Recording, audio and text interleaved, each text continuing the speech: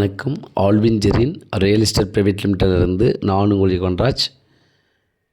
கடந்த 2024 முடிந்து 2025 நம்ம கால் வைத்திருக்கிறோம்.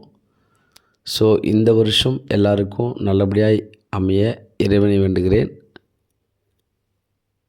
ஸ்பெஷலாக கணவனை இழந்து, மனைவியை இழந்து, பிள்ளைகளை இழந்து, பிள்ளைகள் தாயை இழந்து, தகப்பனை இழந்து, ஆதரவற்ற சூழ்நிலையில் இருக்கும்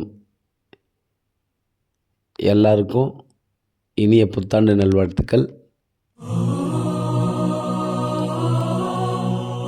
இந்த வருஷம் எல்லாருக்கும் நல்லபடியாக அமைய வாழ்த்துக்கள். நன்றி.